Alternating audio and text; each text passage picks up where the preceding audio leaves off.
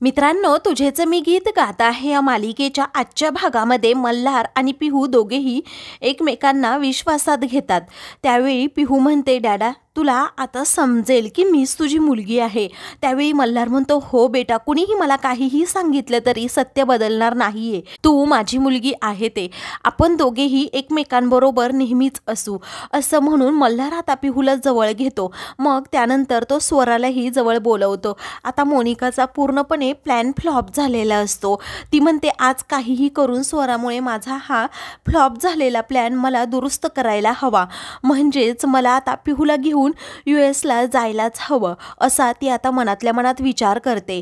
त्याचवेळी घरातील सर्वजण खुश असतात।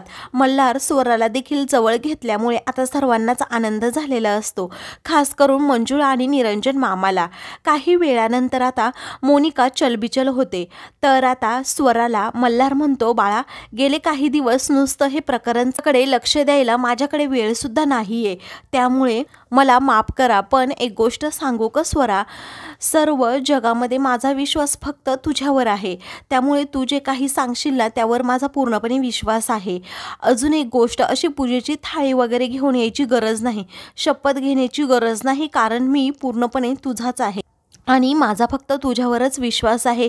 तू जे सांगशील ना बेटा त्याच्यावर मी विश्वास नेहमी ठेवतो, त्यामुळेच आता DNA टेस्टचे रिपोर्ट आल्यानंतर पाहूयात काय घडतंय ते। त्यावेळी पिहू देखील स्वराचं खूप कौतुक करते आणि म्हणते, खरंच तू खूप शुद्ध आणि पवित्र मनाची आहेस।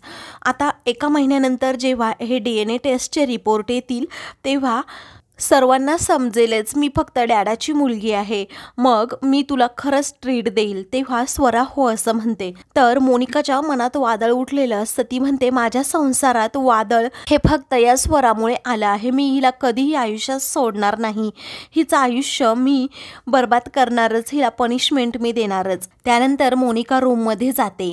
इलाचा तितक्यातच तिला कॉल येतो, तेव्हा तुमच्या दोघींना आता लंडनला जायचं आहे, तू सर्व सामान घेऊन इकडे ये, मी बॅगा पॅक करून ठेवते, तोपर्यंत तुम्ही दुसरी आवरावर करा।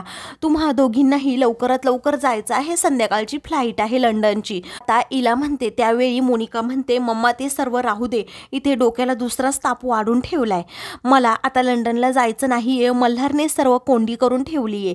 इला विचारते, काय झालं? त्यावेळी आता इलाला सर्व काही मोनिका सांगू लागते की कशा प्रकारे मल्हारने पिहूचे आणि त्याचे सॅम्पल तिकडे लॅबमध्ये दिले आहेत DNA टेस्ट करण्यासाठी। हे ऐकताच इलाला धक्का बसतो। इला म्हणते, आता पुढे काय करायचं? मग आता मोनिका म्हणते, तो प्लॅन तर कॅन्सल करायचा, पण कोणत्या लॅबमध्ये ते सॅम्पल दिले आहेत त्या लॅबला मॅनेज करायला हवं, तेथे असणाऱ्या माणसांना आपण पैसे देऊन मॅनेज करू। त्या दोघीही आता प्लॅन करून तो फोन ठेवतात। तर आता पिहूचा ऑफिशियली डॅड फक्त मल्हारच होणार, कारण मी तसे रिपोर्ट मॅनेज करणार, असं आता मोनिका म्हणते। इकडे स्वरा आणि पिहू या दोघीही रूममध्ये बसलेल्या असतात। ही आता त्या DNA रिपोर्टबद्दलच बोलत असतात, मग एकमेकींना मिठी मारतात, एकमेकींचा त्या आधार बनतात। त्यावेळी माझे हार्टबीट पाहिले ना किती वाढले आहेत, का कशामुळे तुला असं होतंय? स्वरा विचारू लागते। तेव्हा ज्यावेळी आता ते सॅम्पल डॅडने तिकडे दिले आहेत ना लॅबमध्ये चेक करण्यासाठी, तेव्हापासून मला एक वेगळीच भीती वाटतीये। ॲक्च्युली बरं झालं डॅडने ते सॅम्पल तिकडे दिले, म्हणजे सर्वांना समजेल की मी डॅडचीच मुलगी आहे। त्यावेळी स्वरा मनातल्या मनात विचार करू लागते की तसं नाहीये, जर सर्वांसमोर सत्य आलं तर खूप मोठा प्रॉब्लेम होईल, कारण तू मल्हार गुरुजींची मुलगी नाहीये हे सत्य सर्वांसमोर येईल। पिहू 2 बोटं तिच्या समोर करते आणि म्हणते, यातील एक बोट तू चूज कर, म्हणजे मला समजेल की मी नक्की कुणाची मुलगी आहे, कारण डॅडा म्हणतो ना तू जे बोलते ते सर्व काही खरं असतं, म्हणून मी तुला म्हणते। आता जे मधलं बोट असतं ते बोट म्हणजे शुभंकरची मुलगी पिहू असणार, आणि दुसरं जे बोट असतं पिहू ही मल्हारची मुलगी आहे, मी समजेन। तुला मनातल्या मनात असं वाटत असतं की हिने मिडल फिंगर चूज करू नये। आता स्वराज कोंडीत अडकते, म्हणते की कोणतं बोट निवडावं मलाच कळत नाहीये। आता ती पिहूचा हातच खाली घेते आणि म्हणते, पिहू, असं बोटांवरून कुणी ठरवतं का ग कोण कुणाचे वडील आणि कोण कुणाचे नाही? आपण असं करायला नको पिहू। तेव्हा पिहू म्हणते, हो बरोबर आहे, आता रिपोर्ट आल्यावर समजेनच, असं म्हणून ती स्वराला मिठी मारते। इकडे मंजुळा तिच्या रूममध्ये असते, तेवढ्यातच तिथे आता सगुणा येते आणि तिला म्हणते की मला खूप कामं आहे, हे पैसे तुझ्याकडे ठेव. मंजुळा म्हणते अगं राहू देत तुझ्याकडे, मला नको आहेत, पैशांची गरज नाही आहे मला. त्यावेळी आता तू अचानक आलीस, मला काही कळवलं नाही असं मंजुळा म्हणते. थांब मी तुझ्यासाठी चहापाणी घेऊन येते. ही सगुणा म्हणते माझा चहापाणी झाला आहे, तू काळजी करू नकोस, अगोदर हे पैसे ठेव. मंजुळा विचारते हे पैसे कसले आहेत. त्यावेळी सगुणा म्हणते अगं हे पैसे म्हणजे गावाकडे एक घर होतं, जेव्हा तू लहान होतीस ना तेव्हा मी घेतलं होतं, तुझ्या नावानेच केलं होतं. मग आता म्हटलं त्याचा काही उपयोग नाही, मग ते घर विकून टाकावं. आता ॲडव्हान्स आले आहेत तर तुझे अर्धे आणि माझे अर्धे, असं म्हणून ती मंजुळाच्या हातात ते पैसे टेकवते. ती घेण्यासाठी स्पष्टपणे नकार देत असते. तर त्यासाठी आता खूप सह्या लागणार असतात. मंजुळाला आता ती सही करायला सांगते, पण मंजुळा ऐकतच नाही. निरंजन मामा देखील तितक्यात तेथे येतात. तर आता निरंजन मामांना सगुणा म्हणू लागते की तुझ्या बहिणीला समजावून सांग.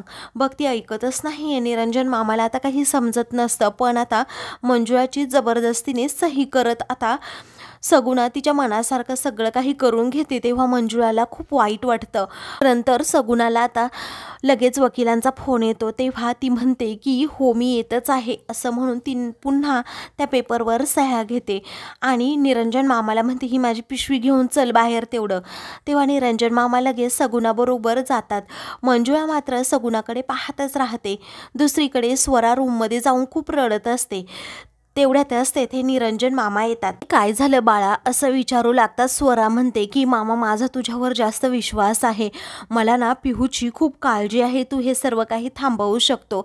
जर पिहूला आता सत्य समजलं की दाढीवाले काका तिचे बाबा आहेत तर ती खरंच अमेरिकेला निघून जाईन. माझी सख्खी बहीण माझ्यापासून दूर गेलेली मी नाही असं पाहू शकत, मला नाही सहन होणार ते. मामा प्लीज तू काहीतरी कर आणि ते रिपोर्ट मॅच कर, कारण मल्हार गुरुजींना खूप मोठा धक्का बसेल मग. आणि मी माझ्या बाबांना बाबा म्हणायचं आणि तिने मल्हार गुरुजींना बाबा नाही म्हणायचं, हे कसं वाटेल. अगोदरच पिहू मला म्हणाली आहे जर DNA टेस्टचे रिपोर्ट दाढीवाल्या काकांच्या बाजूने आले तर ती हे घर सोडून जाणार, ती गेल्यानंतर माझं कसं होणार. आम्ही दोघीही एकमेकींच्या किती जवळ आहोत मामा, तुला तर माहीत असेल. मामा म्हणतात आपण हे असं कसं करू शकतो, खोटं कसं वागू शकतो, असं म्हणून ते स्वराला समजावू लागतात. पण स्वरा ऐकण्याच्या मनस्थितीत नसते. ती आता खूपच रडू लागते. ते पाहून मामा तिला जवळ घेतात आणि म्हणतात बाळा काळजी करू नको, सगळं काही ठीक होईल. बघ आता रिपोर्ट आल्यानंतर तुझं सत्य देखील मल्हार गुरुजींना आपण सांगू, तू त्यांची मुलगी आहेस. ते दोघांनाही पिहूबद्दल खूप वाईट वाटत असतं. दुसरीकडे मोनिका मल्हारच्या म्युझिक रूममध्ये जाते आणि इकडे तिकडे ती रिसिट शोधत असते. मल्हारने कोणत्या लॅबमध्ये नक्की DNA टेस्ट करायला दिली आहे, म्हणजे ते रिपोर्ट सहजासहजी पैसे देऊन मॅनेज करता येतील, असा खरं तर मोनिका आणि इलाचा हेतू असतो. पण ते अजिबात तिला कुठेही सापडत नाही. त्यामुळे ती खूप वैतागते. ड्रॉवरमध्ये आणि कपाटामध्ये देखील शोधू लागते, पण आता तिचाही नाईलाज होतो. मोनिका म्हणते काहीही करून मला त्यापर्यंत पोहोचावंच लागेल, पण जर मी त्या लॅबपर्यंत पोहोचले नाही तर सर्व काही घोळ होऊन बसेल. या विचाराने मोनिकाला टेन्शन येतं. तर आता मित्रांनो पुढील भागामध्ये मोनिका मल्हारकडे जाते आणि त्याच्याबरोबर अगदी प्रेमाने बोलून त्याचा विश्वास संपादन करून त्याला विचारू लागते की तू कोणत्या लॅबमध्ये सॅम्पल दिले आहेत ते तू मला सांग किंवा रिसिट वगैरे दे. पण मल्हार म्हणतो मी अजिबात कुणाला कळू देणार नाही आहे, हे सर्व मी गुप्त ठेवणार आहे, मला पाहायचंच आहे नक्की हे प्रकरण काय आहे, कारण या प्रकरणाचा मला छडा लावायचा आहे. दुसरीकडे मंजुळा जेव्हा वकिलांकडे येते तेव्हा वकील तिच्यासमोर पेपर फेकून देतात आणि म्हणतात की अहो तुम्हाला घर विकायचंय, हे सगळं फ्रॉड आहे, कारण तुमच्या मुलीची इच्छा दिसत नाहीये हे घर विकण्याची, तिने याच्यावर अंगठा दिला आहे. तेव्हा आता सगुणाला खूप मोठा धक्का बसतो. ती म्हणते काय. मग आता ती म्हणते की हे मंजुळाचे ठसे नाही आहेत मग कुणाचे आहेत, मंजुळा नक्की आहे तरी कोण, हाच प्रश्न आता तिला पडतो. अशाच मालिकेंचे पुढील भाग पाहण्यासाठी चॅनलला सबस्क्राईब करा.